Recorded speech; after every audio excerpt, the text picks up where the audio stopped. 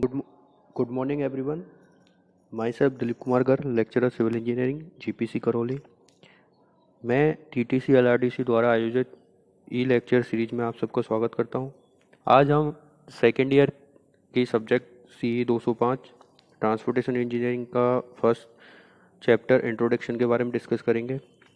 तो पहली चीज़ दोस्तों जो हमारे माइंड में आती है वो आती है कि व्हाट इज़ द ट्रांसपोर्टेशन। तो ट्रांसपोर्टेशन में भी दो चीज़ होती है। पहली होती है ट्रांसपोर्ट। तो ट्रांसपोर्ट क्या है? किसी भी एक चीज़ को दूसरी चीज़ से, लेट से अगर मैं बात करूँ, ये कोई सिटी है, यहाँ से आपको कोई सामान दूसरी जगह ले जाना है या पहुँचाना है, तो ये जो प्रोसेस है ये होती है ट्रांसपोर्ट। ठीक है, लेकिन जिस मीडियम के थ्रू या जिस माध्यम से इसको आप पहुंचाते हो, लेट से आपको खुद को ही एक सिटी से दूसरी सिटी जाना है, तो आप क्या यूज़ करते हो? आप या तो बाइक यूज़ करोगे या कार, जीप, बस या ट्रेन, एयरवेज, जो भी आप यूज़ करते हो वो एक मीडियम है। और वही जो प्रोसेस है पूरी आपके खुद के एक जगह से दूसरी जगह जाने की प्लस मीडियम, ये पूरी जो प्रोसेस होती है यही होती है आपकी क्या? ट्रांसपोर्टेशन। तो इसी के बारे में हम डिस्कस करेंगे कि ट्रांसपोर्टेशन में क्या है सारा कुछ। तो चलिए स्टार्ट करते हैं। तो पहली जो चीज़ आती है वो आती है आपकी कि जो ट्रांसपोर्टेशन है उसका हमारे दैनिक जीवन में क्या इम्पोर्टेंस है। What is the importance of transportation, या what is the role of transportation. Generally हमें पता है कि भाई कोई भी क्षेत्र विशेष होता है, कोई भी एरिया है, कोई भी कंट्री है, कोई भी स्टेट है, उसका ओवरऑल डेवलपमेंट हमेशा वहाँ पे प्रोवाइड होने वाली फैसिलिटीज़ के ऊपर डिपेंड करता है। डेट मीन अगर वहाँ पे फैसिलिटी अच्छी होगी, वहाँ पे सारे साधन अवेलेबल होंगे, तभी उस क्षेत्र का विकास संभव है, उस देश का विकास संभव है। तो कहने का क्या मतलब है कि जो आपका ट्रांसपोर्टेशन है वो आपको एक इम्पॉर्टेंट रोल अदा करता है किसमें? किसी भी देश के इकोनॉमिकल डेवलपमेंट में, उसके सोशल डेवलपमेंट में, इंडस्ट्रियल डेवलपमेंट में और कल्चरल डेवलपमेंट में। तो जो मेन चीज़ है कि भाई ट्रांसपोर्टेशन होता है वो किसी भी देश के आर्थिक, सामाजिक, औद्योगिक और सांस्कृतिक विकास में हमारे बहुत ही ज़्यादा इम्पोर्टेंट रोल फॉलो करता है या अदा करता है। अब दूसरी चीज़ आती है, भाई ऐसे क्यों होता है? क्योंकि किसी भी क्षेत्र विशेष में पाई जाने वाली जो चीज़ें होती हैं, जैसे अगर हमारे जो डेली यूज का जो वेजेज है, सामान है, जैसे चाहे कपड़ा हो, खाने पीने का सामान हो, दवाइयाँ हो, उन सारी चीज़ों को एक जगह से दूसरी जगह डिस्ट्रीब्यूट करने में, पहुंचाने में हमें ट्रांसपोर्टेशन की आवश्यकता होती है, यातायात की आवश्यकता होती है। अब आपको कोई चीज़ बनानी है तो उसके लिए आपको हमेशा क्या होता है? रॉ मटेरियल की आवश्यकता होती है, कच्चे माल की आवश्यकता होती है। तो कच्चा माल आपको या तो वो गांव से मिलेगा या किसी एक क्षेत्र विशेष से मिलेगा। अब आपको उसको फाइनल प्रोडक्ट में कन्वर्ट करना है तो आपको किसी इंडस्ट्री में पहुंचाना होगा, तो वहां पे पहुंचाने के लिए भी आपको क्या है? ट्रांसपोर्टेशन की आवश्यकता होती है। अगर आपकी उस क्षेत्र विशेष की ट्रांसपोर्टेशन व्यवस्था क्या हो? वीक हो, या उस देश की ट्रांसपोर्टेशन व्यवस्था क्या हो? वीक हो, तो उस देश का ओवरऑल डेवलपमेंट किसी हद तक के लिए कम पड़ जाएगा। तो ये एक इम्पोर्टेंस होती है ट्रांसपोर्टेशन की।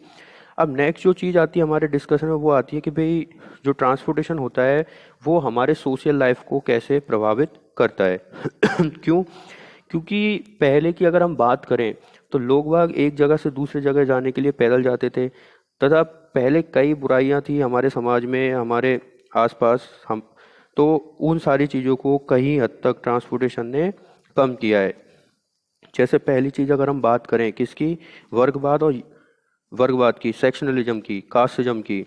तो इसने क्या किया है? पहले के ज़माने में क्या हुआ करता था कि भाई लोग बाग एक दूसरे के साथ जाने में झिझकते थे, ये सोचते थे भाई ये लोअर कास्ट का है, या अपर कास्ट का है, ये गंदा है, ये इस तरह से है।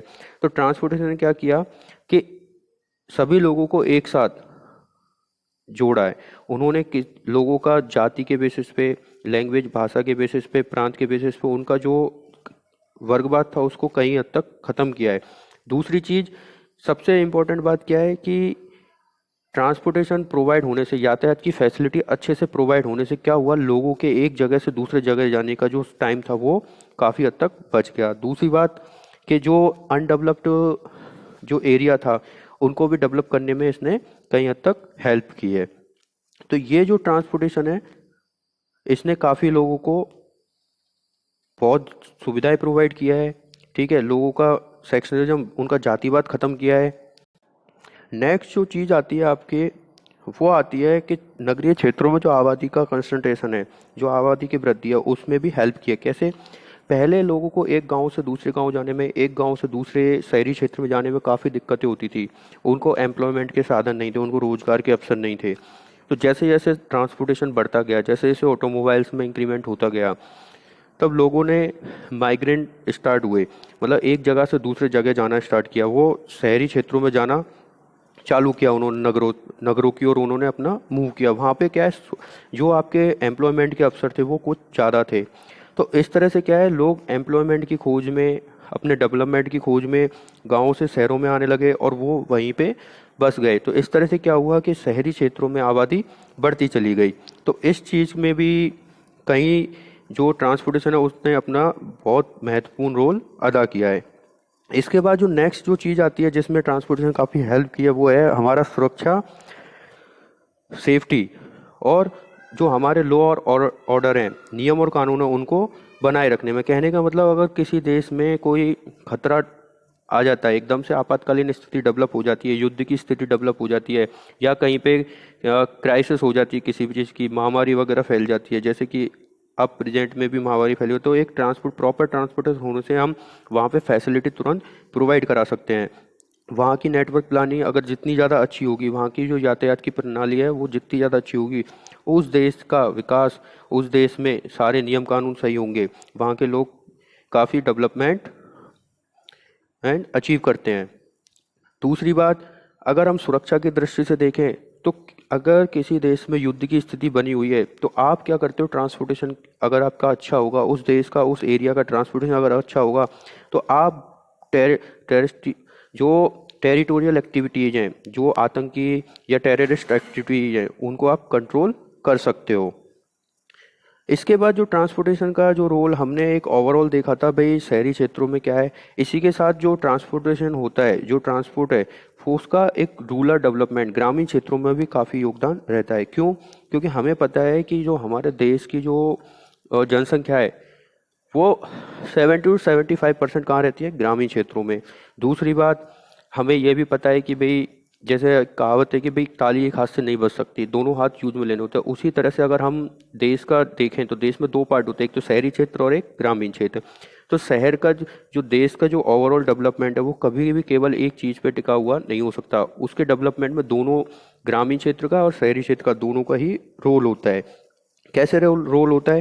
कहने का क्या मतलब है कि भाई, आपको अगर कोई चीज़ का प्रोडक्शन करना है, तो उसका जो रॉ मटेरियल है वो ग्रामीण क्षेत्र में ही बनेगा। जैसे अगर हम भोजन से रिलेटेड अगर बात करें, क्रेन्स की बात करें, तो वो आपको शहरी क्षेत्रों में नहीं मिलेगा, वो कहाँ मिलेगा, ग्रामीण क्षेत्रों में। दूसरी बात, आपको कोई कपड़ा बनाना है, कोई प्रोडक्शन करना है, तो कपड़े के लिए जो कॉटन है वो भी ग्रामीण क्षेत्रों में ही उगाई जाती है। फिर क्या होगा, अगर आपका ट्रांसपोर्टेशन उस एरिया का सही होगा, अगर वो गांव आपके किसी शहर से कनेक्ट होगा, तो इजीली वो माल आपको डिलीवर हो जाएगा। कच्चा माल आपको यातायात के माध्यम से आसानी से शहरी क्षेत्रों में मिल सकता है।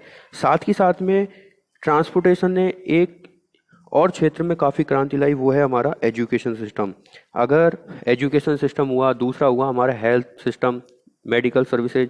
तो अगर आपका गांव या शहर प्रॉपर कनेक्टेड है विद किससे, ट्रांसपोर्टेशन से, तो आप किसी भी क्षेत्र में जाके इन सारी चीज़ की फैसिलिटीज़ को एक्वायर कर सकते हो, उनको प्राप्त कर सकते हो। इस तरह से ट्रांसपोर्टेशन आपका शहरी क्षेत्र और ग्रामीण क्षेत्र दोनों में अपनी अपनी ये भूमिका अदा करता है।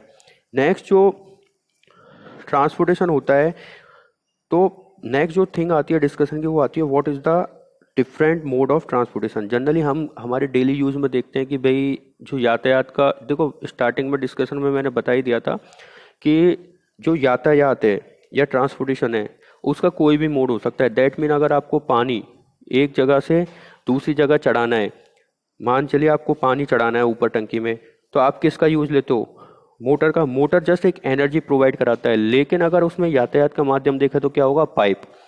ठीक है। इसी तरह से आपको कोई भारी सामान एक जगह से दूसरी जगह पहुंचाना है, जैसे अगर स्टोन क्रशर वगैरह की बात करें, तो वहाँ पे कन्वेयर बेल्ट सिस्टम होता है, तो वहाँ पे आप पत्थरों को तोड़ के रख दो, तो वो बेल्ट के माध्यम से एक जगह से दूसरी जगह, तो ये भी एक क्या है, ट्रांसपोर्टेशन का ही माध्यम है।